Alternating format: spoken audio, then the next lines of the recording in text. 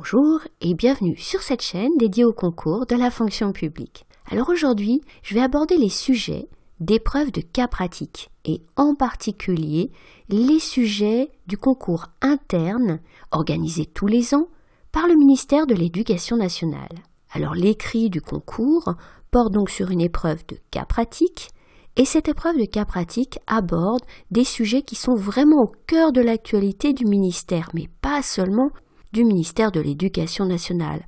En effet, le concours est organisé pour le compte des deux ministères Éducation nationale et Enseignement supérieur. Quand on regarde les sujets des années passées, on voit que les sujets sur l'enseignement supérieur ne sont pas loin de représenter la moitié des sujets qui tombent au concours. Alors pourquoi se préparer à ces sujets ? Eh bien, malgré tout, même si tout est dans le dossier, c'est une épreuve avec proposition.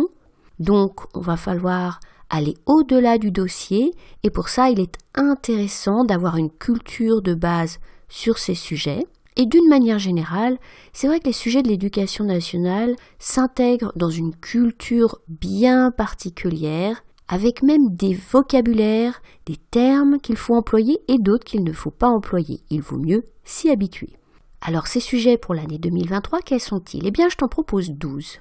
Bien sûr, rien ne garantit que c'est le sujet qui va tomber au concours, mais ce sont 12 sujets d'actualité qui, à mon avis, valent la peine d'être étudiés, non seulement d'ailleurs pour l'écrit, mais aussi en prévision des questions à l'oral. Parmi ces sujets, on va trouver des sujets très classiques, qui ont pu déjà faire l'objet d'épreuves de concours sur d'autres concours d'éducation nationale, par exemple la laïcité, l'école inclusive.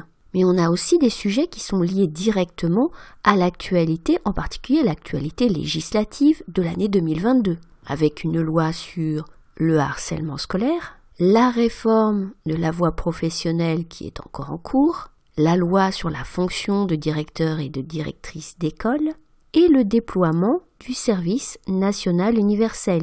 Il n'y a pas encore une loi qui impose bien sûr ce service national universel. Néanmoins, l'Éducation nationale est chargée de la mise en œuvre de ce dispositif qui est dans une phase de déploiement progressif. Et puis on a des sujets qui sont au cœur de l'actualité, même s'il n'y a pas de loi spécifique, c'est par exemple la mixité sociale. Il est question d'une révision de la carte de l'éducation prioritaire, mais d'une manière plus générale, la question de la mixité sociale, la question de l'égalité des chances est clairement au cœur des sujets qui peuvent tomber au concours. Le numérique également, avec beaucoup d'initiatives dans ce domaine, le contexte bien particulier de la crise sanitaire et l'impératif malgré tout de la continuité pédagogique. Donc autant de sujets qui sont au cœur de l'actualité. Sur tous ces sujets, tu trouveras en description de ce podcast une liste avec des liens vers des références, vers des ressources en ligne qui te permettent même à quelques jours du concours de te mettre au courant des dernières actualités sur ces sujets. Puis je l'ai dit au départ, effectivement, il ne faut pas oublier l'enseignement supérieur. Alors dans l'enseignement supérieur, là aussi, les sujets peuvent être très nombreux. J'en vois 3 qui me semblent être vraiment au cœur de l'actualité. Le premier, c'est la nouvelle plateforme d'inscription en master. Et plus généralement, cette transition entre la licence et le master. On avait eu un sujet sur Parcoursup, pourquoi pas un sujet sur cette nouvelle plateforme. Le deuxième sujet, peut-être les classements internationaux et au-delà des classements internationaux, des établissements d'enseignement supérieur, des universités notamment, la question du regroupement des établissements pour obtenir justement une certaine visibilité à l'international. On a vu tout récemment la création d'établissements publics expérimentaux qui prennent la suite des communes et je crois que c'est vraiment un sujet sur lequel cela vaut la peine de se renseigner. Enfin, je propose un sujet un peu technique sur la gestion du patrimoine immobilier des universités. Alors pourquoi ce sujet ?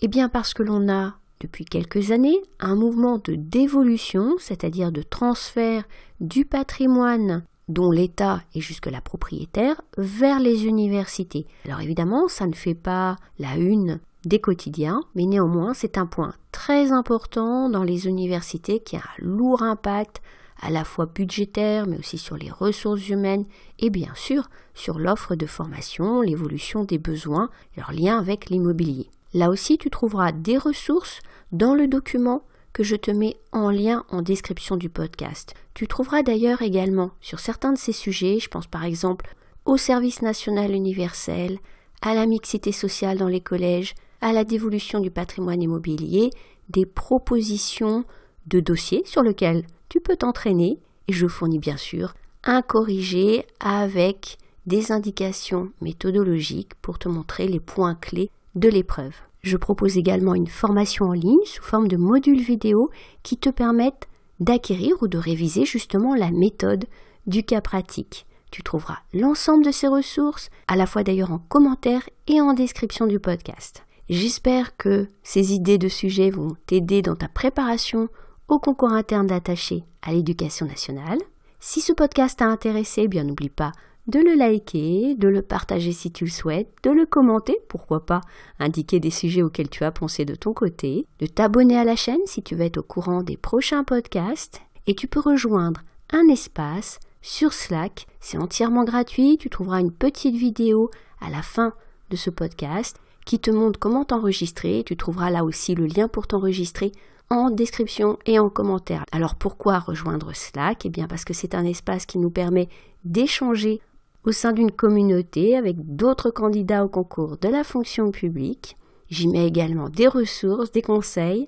Donc j'espère te retrouver très bientôt sur Slack. En attendant, je te souhaite très bonne chance pour les concours que tu prépares et à très bientôt sur YouTube.